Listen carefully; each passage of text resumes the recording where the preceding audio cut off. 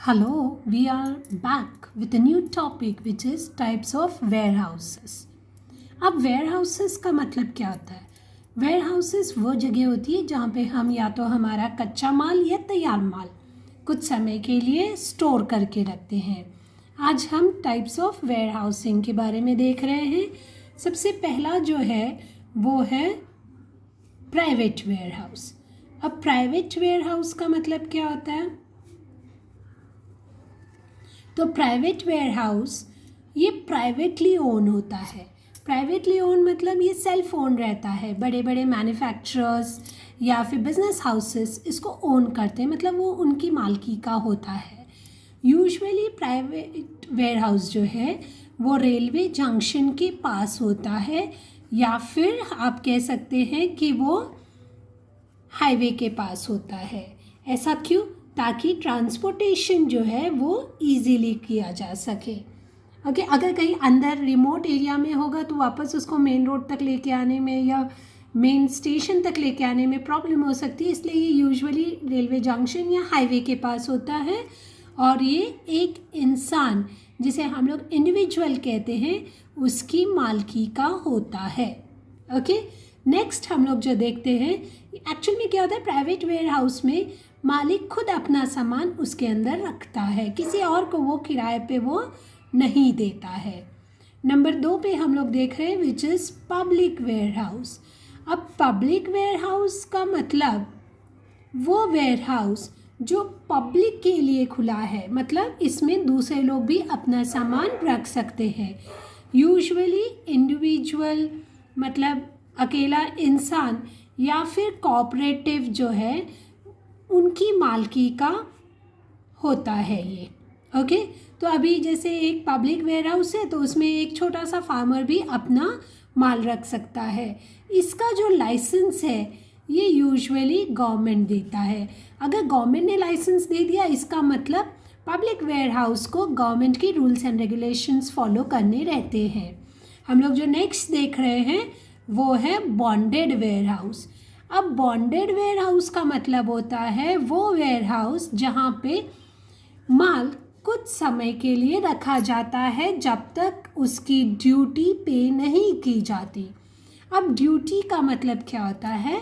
जब भी माल किसी और देश से, अभी हम एग्जांपल ले लेते हैं, हमारे देश में अगर जापान से कोई माल आता है तो उसे हम लोग कहते हैं इम्पोर्ट। अब अगर ये इम्पोर्ट किया जाता है तो उसके ऊपर हमें कस्टम ड्यूटी पे करनी रहती है। तो सपोज़ ये पोर्ट पे माल उतर जाता है तो आपको उसके ऊपर की कस्टम ड्यूटी देनी होती है। कस्टम ड्यूटी जब तक पे नहीं की जाती तब तक उस माल की जो ओनरशिप है वो ट्रेडर को नहीं दी जाती, तब तक वो इसी वेयर हाउस में पड़ा रहता है। ओके, लेकिन ये जो वेयर हाउस है ये किसके कंट्रोल के नीचे होता है? Under the control of customs. Government license देती है और एक बॉन्ड पे लिख के लेती है इन वेयर हाउस से कि जब तक पूरी ड्यूटी पे नहीं होगी माल ट्रेडर को नहीं दिया जाएगा। ओके, तो जब जापान से या कहीं किसी और देश से अपने देश में माल आता है तो ऊपर हमें कस्टम की ड्यूटी पे करनी रहती है। वो ड्यूटी जब तक पे नहीं होगी माल इन लोग नहीं छुड़ा पाएंगे। अगर ट्रेडर मतलब जिसने ये माल मंगाया है वो प्रोपोर्शन में या उसका कुछ हिस्सा ड्यूटी का पे करता है तो उस प्रोपोर्शन में उस हिसाब से उसको माल दे दिया जाता है। एक एग्जांपल लेते हैं, अगर 1 लाख का माल आता है और उसके ऊपर की ड्यूटी है 10,000, तो रेशियो देखिए यहाँ पे कितने का हो गया है, 10:1।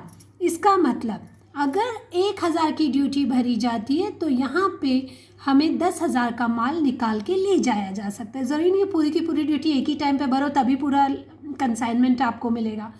आप जितनी ड्यूटी भरते हो उस हिसाब से आपको माल आप छुड़ा के ले जा सकते हो। उसे कहते हैं बॉन्डेड वेयर हाउस। नेक्स्ट हम लोग जो देख रहे हैं वो है ड्यूटी पेड वेयर हाउस। अब क्या हो गया, ड्यूटी पेड वेयर हाउस में जो ट्रेडर है उसने ड्यूटी तो पे कर दी, मतलब जितना उसको कस्टम ड्यूटी था उतना तो पे कर दिया।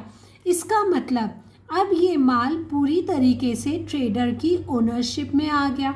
उसने माल तो मंगा लिया, उसके ऊपर की ड्यूटी भी पे कर दी। अब उसको कोई ड्यूस नहीं है, कोई देना नहीं है। उस केस में क्या होता है, अगर ट्रेडर के पास बराबर से ट्रांसपोर्टेशन फैसिलिटी नहीं है कि वो माल वो डॉक्स से या जहाँ पे वेयर हाउस में स्टोर किया हुआ है वहाँ से अपने गोडाउन में वो या अपने जहाँ पे उसकी जगह है वहाँ पे वो नहीं ले जा पा रहा है, तो वो क्या करेगा, उसे ड्यूटी पेड वेयर हाउस में रख देगा। ठीक है, जब तक उसकी सुविधा नहीं हो जाती है, ट्रांसपोर्टेशन की फैसिलिटी उसे नहीं मिल जाती, वो तब तक वो माल इस ड्यूटी पेड वेयर हाउस में रख सकता है।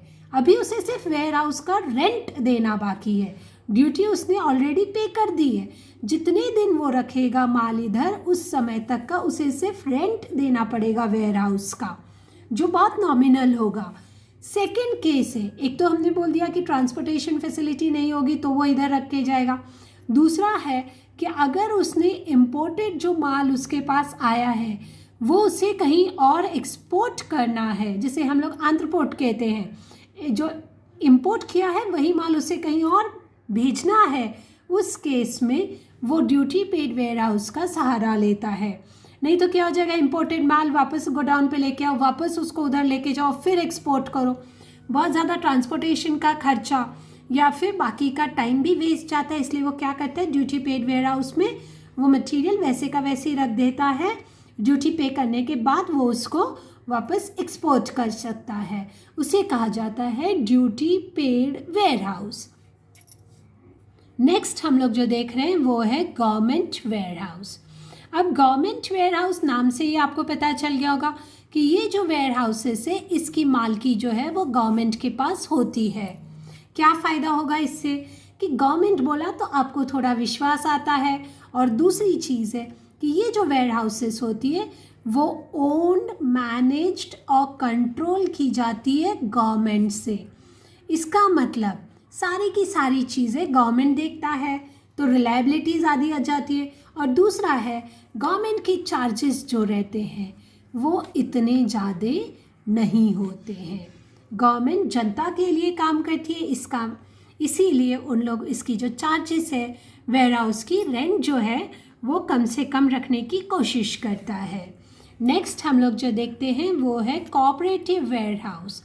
अब कोऑपरेटिव वेयर हाउस का मतलब कुछ लोग एक साथ आके वेयर हाउस लेते हैं जिससे कि हर एक की ज़रूरत पूरी हो सके।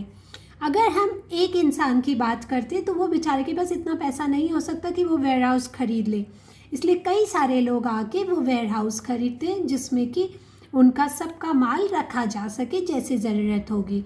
सो cooperative warehouses are usually registered under the Indian cooperative societies act and they work for the welfare of its members.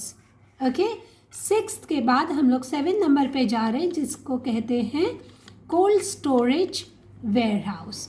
अब कोल्ड स्टोरेज वेयर हाउस का मतलब कि हमारे पास कई सारी ऐसी चीज़ें होती है जो पेरिशेबल होती है। पेरिशेबल का मतलब जो चीज़ें खराब हो सकती है, सड़ सकती है, जैसे आपकी वेजिटेबल्स हो गई या फिर आपके फ्रूट्स हो गए या आपके डेयरी प्रोडक्ट्स हो गए, तो इस या फिश हो गई, इस तरीके की जो चीज़ें हैं जो जल्दी ख़राब हो जाती उसको हम लोग सिर्फ वेयर हाउस में नहीं रख सकते, उसके लिए स्पेशल वेयर हाउसेस होती है जिसे कहा जाता है cold storage warehouse. Cold storage warehouse का जो टेम्परेचर है वो बहुत ज़्यादा लो होता है। लो का मतलब उसके अंदर बहुत ज़्यादा ठंडा रहता है, जैसे आपके फ्रिज के अंदर रहता है, उससे भी ज़्यादा ठंडी यहाँ पे रहती है, जिससे कि ये सारी जो चीज़ें हैं वो फ्रेश रखी जा सके, वो एक अच्छी कंडीशन में रखी जा सके। तो कोल्ड स्टोरेज वेयर हाउस की ये स्पेशलिटी है कि वहाँ का टेम्परेचर लो रहता है और उसमें पेरिशेबल गुड्स यूजुअली रखी जाती हैं। कोऑपरेटिव की स्पेशलिटी है कि ये कोऑपरेटिव बेसिस पे रन करता है। गवर्नमेंट वेयर हाउस जो है वो गवर्नमेंट ओन, मैनेज्ड और कंट्रोल रहते हैं। ड्यूटी पेड वेयर हाउस में ड्यूटी ऑलरेडी पेड रहती है, सिर्फ फॉर द टेम्परेरी पीरियड उसको वहाँ पे रखा जाता है। बॉन्डेड वेयर हाउस का मतलब होता है कि जो इम्पोर्टर है उसने ड्यूटी पे नहीं की है, जब तक वो उस चार्जेस को इकट्ठा न कर ले या पैसे की पैसा न पे कर दे तब तक उसका माल यहाँ पे रहता है और उसे एक बॉन्ड दिया जाता है जिससे कि वो माल यहाँ से नहीं निकाल सकता। उसको एक रिसीट दी जाती है कि आपका माल तो यहाँ पे पड़ा है, जब आप ड्यूटी पे कर लोगे तब आप माल ले जा सकते हो। पब्लिक वेयर हाउसेज जो है वो लोगों के लिए खोली जाती है बाय एन इंडिविजुअल और अ कोऑपरेटिव, और लाइसेंस उसका गवर्नमेंट के द्वारा दिया जाता है। प्राइवेट वेयर हाउस जो है वो इंडिविजुअल ओन करता है, बिजनेस हाउसेस ओन करता है खुद के लिए। ओके, तो इसमें वो खुद का माल रखता है। इस तरीके से हमने types of warehousing complete कर ली है। आपने अगर चैनल को सब्सक्राइब नहीं किया तो please do so and keep viewing for a next video. Bye.